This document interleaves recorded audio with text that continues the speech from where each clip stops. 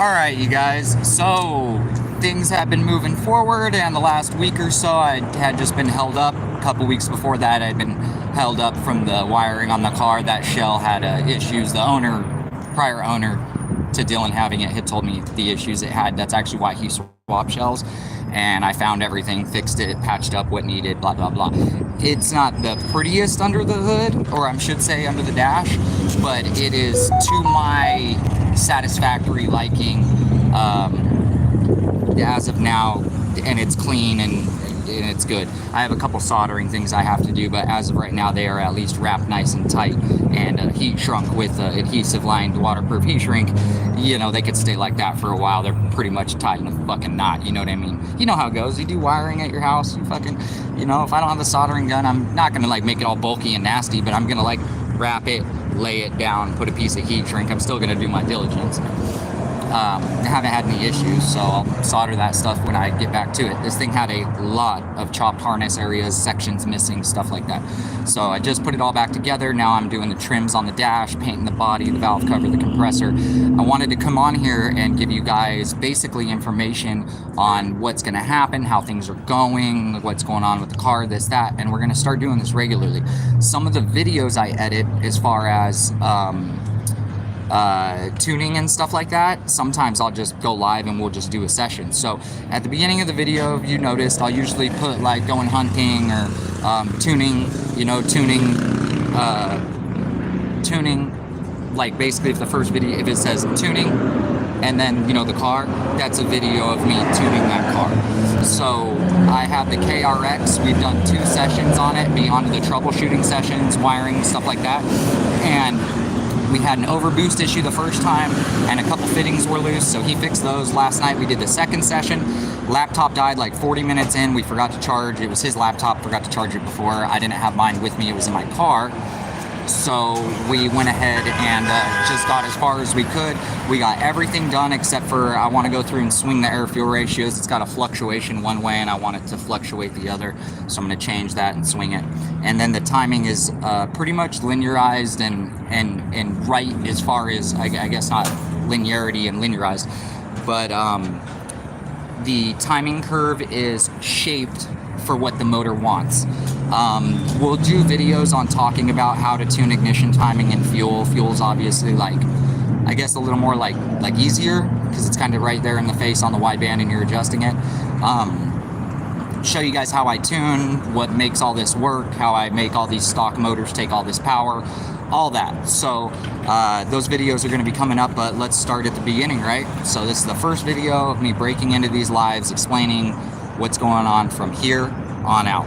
So things are going to change, things are going to be different, this, that, but let's start here. So as of right now, Kane is on 7.5 pounds driving around. The boost control is hooked up to the headlights. So at night, when I flick the headlights on, it goes to level 1 boost control. Level 1 boost control is a stagnant 14 pounds all over. Now, on 91, I noticed that I had a little bit of crankcase ventilation at 17 pounds on 91. Not enough, like, I don't run a catch can on my cars unless they need it. I mean, most people don't unless they need it, unless they buy it while they're building it. I generally don't need a catch can. I won't blow any oil. So this one was pushing a little oil, but it only had the single vent on the valve cover. That's probably from having a single ass port and needing to breathe a little bit. So I took the PCV valve, and they make a fitting that you can take the PCV valve, thread it in, and throw like a 10 AN or 6 AN or 8 AN or whatever on and run it to your catch can. I took the stock valve, I do this all the time. I took the stock valve, I fucking gut it, I take the spring and ball out, and I throw a fucking hose on it to my catch can or whatever. So now we have the valve cover open and the crankcase ventilation line open, the PCV. I have no blow-by out the hose, nothing. I backed the timing down a little bit at 17 pounds on 91 octane, about a degree, just to make sure we weren't really putting any, not forcing any blow-by. We're pretty close to peak power, so that degree pulling out, only killed a little bit of power. It's not much. I left it aggressive up to 7 pounds, and then after that's where I started doing my timing retard for reliability. That's a whole thing itself, is talking about how these timing charts are made and shaped and done and tested. Again, as of right now, I wanted to give you the info, so let's start with this. So the car on 91 has touched 17 pounds. On E85, it has touched 20. Finding out the power band shape, what we're going to do to the car, that is now what the plan was for the last week to figure out. So this car is guaranteed in the 11s on 7 pounds, but all the way up to 30 pounds, these motors have very much trouble getting into the 10s, and I'll tell you why. They're a high torque motor and they do not make a lot of horsepower. Turbos make torque, not horsepower.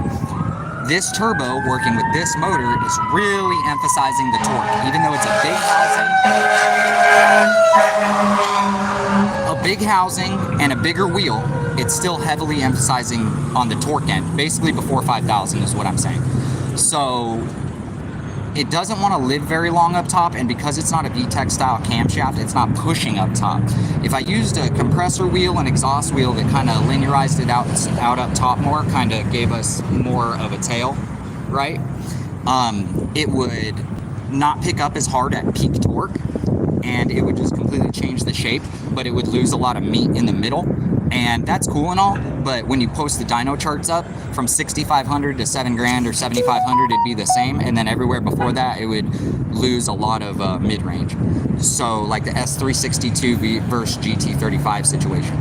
So very much so, the camshaft profile has a lot to do with how that turbo can really help hold the torque out top and stuff. So we're not going to change the turbo yet. It will go to a ball bearing, or I'm sorry, a billet unit at some point, which will be a 6. I'm trying to go bigger exhaust wheel, but the cheapest option I can find is a 64-62 with a big T4 housing. As far as right now, I'm trying to steer more to like a 62-66, a 64-70, somewhere in between there. T382 back housing, T482 back housing, I don't care. I'm going to end up modifying the manifold again. As of right now, on 17 pounds on E85, we're at 96% duty cycle. We still have a Banjo Bolt OEM fuel line, Banjo Bolt off the hanger. The relay has yet to be hooked up for the pump. I am going to 2200cc injectors, and I still need to throw in a clutch and flywheel and stuff because it's got stock shit. So it's getting the Type S cams, it's getting the fuel system modified. As of right now, I was gonna do an 8AN feed, but I already have the 6AN feed. So we'll go ahead, we'll do the 6AN feed with an actual straight through fuel rail. This is a modified stock rail. I drilled a hole right here, welded a fitting, and made it return. The other one's a straight pass through. We'll get rid of the Banjo Bolt at the tank and go to the straight 6AN feed, and then put the relay on. So therefore we have no bulkheads, nothing inhibiting flow. It's a straight through from the pump through. Then we'll throw the 2200s in. But as of right now, we are going to stick with the 1000cc injectors, do everything to the motor, keep going everything with the car that has planned to go 10s. We're looking for a 1050 on the stock tranny, high 9s on a dog box or flat foot shifted, basically re-geared, not necessarily a dog box, it might be synchroed, but a final drive in a first and second gear is what it's looking at, possibly just a taller slick in a first and second gear. Might use a dog box on the 1.2. I'm building a strain gauge shift knobs right now to sell. I'm engineering and developing those, so that's one of our next product releases, is a couple trinket brackets and that strain gauge shift knob along with the fuel pump relay kit. So again, this is all going on. I need to go tune right now. I have 2 or 3 cars to do today. I have a motor build getting started. I gotta go pick up the cores tomorrow. I'm gonna be busy all fucking weekend. I'll keep posting vids. We'll be doing how to tune, updates, that. But as of right now, I wanted to tell you, we are going to stay on a mix. Instead of going to the 2200s, considering I'm a budget guy. I do the cheap shit. I do it at home, this, that. Check it out. The 2200s are cheap. I can go buy them. But I have other stuff I want to do to the car, and I'd rather save my money. Same thing with the turbo. Till this turbo maxes out boost, another turbo ain't gonna do more. What, I'm gonna go buy a badass turbo and put it on 15 pounds, and this one did that same thing at 22? Like, it's just not purposeful right now. I'm sticking to my roots, my budget stuff, my know-how. I know what I need to do. So we are going to paint this car. We're going to clean it up. You guys will see the valve cover and compressor cover here in the next week, looking beautiful. The body looking beautiful. The wheels color matched, all that. We're sticking with the 1000s, and we're going to an E45, E50 mix. It's going to be basically 1-to-1, 1 gallon of E85, 1 gallon of 91. We should still be able to hit MBT. We should still get the gains from the E85 as far as the cooling, steady cylinder pressures, the fact that it's basically water vapor being burnt instead of a hydrocarbon. So that mix will allow me to stick to the 1000s for right now with the rest of the upgrades to the system and push it to those 20, 25 pound, 30 pound areas without having an issue, because the compression on this motor is mid-9s. The cams are the Type S cams, so they're going to really bleed off a good amount of compression. And then, although we might not be able to meet MBT because we'll be about 98 octane on that type of mix, the ethanol, the fact it's 98% or 98 octane, I'm thinking I should be able to make MBT, basically max timing for the power, all the way up to about 20 pounds, 22 pounds on the E45 mix. And then we'll go to the 2200s, full E85. Misshift! That Nissan was getting it, Misshift, you heard that. So, basically, we're gonna just run 96, 98% duty cycle on these 1000s and give it whatever mix we can to hit that. Basically unplugging the wastegate and letting the turbo hit what it hits, and those Type S cams fucking shining. So this stock base model, valve to pan, might not make it to the track, valve to pan going 10s, before I do the Type S cams, because I'm like tired of waiting to go to the track just to get a test pass. But as you know, the draggies are very, very good. And I've already done draggy hits. I'll probably knock out a low 11 on the street on the draggy, go out to up north where it's glued, get you guys some low 11 draggy passes, do a little video, and say fuck the 10s, trying to go for 10s on 30 pounds. I did it with the A3 motor. It's cool and all. It's just like, I don't want to go to the track to dial it in to do that and wait to do the cams. I'd like to put the cams in now, considering I don't even have the 2200 injectors. Like, I might as well just do this now. So we'll probably go get some draggy hits on the glue for some low 11s, because it'll probably go about a 10th faster at the track compared to this spot. It's definitely faster at the track than on the street because my 60 foot was terrible. But what it's looking like is we are going to go to the track to make its debut. We'll probably be running 1150 index at IFO at the end of the year. If we hit any other events before that, we can run some index classing, turning it down or up. But basically, we're looking for 1050s by the end of the year, stock valve to pan Type S motor, or I'm sorry, valve to pan base motor, although we'll be putting the Type S cams in it, so I guess it's not stock. I do want to go 10 stock cams. I want to put the cams, I guess that's like a huge issue right now, right? It's like, do I throw these cams in or go for that first? It'll go 10s way easier with the Type S cams, trust me. Like 16 pounds in the Type S cams, this thing will do it. It's gonna take me, like, judging by what I see and what I know about the A3 motor, on about 20 pounds, this thing would do a 10.8. Right now, it's like an 11.7 on 7 pounds, and then 14 or 15 pounds would be like an 11.2 or 11.3. Ask me how I know. You guys don't have to believe me. You don't have to take my word for it. You can call me crazy. I don't know what I'm doing, and it's bullshit, right? But anyways, so just so you know, we drive around with the Dragon. You know what that is. You know what's up. Look up a Draggy. That shit's pretty good. Go look at some of the dudes' draggies versus their quarter mile times and see how consistent they are. I test and do R&D regularly. I literally drive around with a draggy in my car every day on any of my cars, have for years. Like, I know this car well. Like, it's in the 11s on 7 pounds. The K20A3, same thing, 8 pounds. K20A3, full interior hatch, no Lexon, so heavier than this, with a smaller slick, a 23. Granted, the 24.5s are harder to turn on top. The 60 foot's better, the 330 foot's better. This has a longer first and second gear. On 8 pounds, it was straight spinning the 23-inch slicks. The 60 foot was like a 175. This will cut at least a 170, 165. And then second to third spread's better. It makes sooner torque. I started with the A3 tune.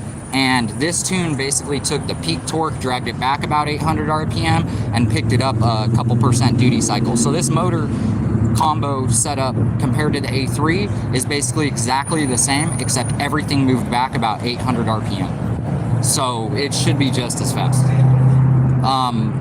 Yeah. Well, next video you guys see, I'll be showing you more of the car, and I'll be actually in process of doing the upgrades at that point, because we'll do a live feed pretty much every day on updates. You guys will see the video of the KRX going up here tonight or tomorrow, because tonight's the last tuning session to finish it up. And then I have the green hatch I tuned all motor. I'm going to go ahead and throw that video up. I've already got it recorded. I got to make it. And then we got some other bass map we're going to do right now, some tuning, and yeah, just keep going. Strain gauge shift knobs to come, small trinket products we're making, and everything's just getting to it. So this motor build, a G23 VTEC for a homie's going down. I got a little K-Series build for another buddy. Got a lot going on. It's long-winded. I'm sorry, but I'm very excited, very happy. I'm literally walking a groove into the ground right now, walking in circles, pacing. But here's Kane, and I'm gonna go tune. And I'll see you guys in a bit.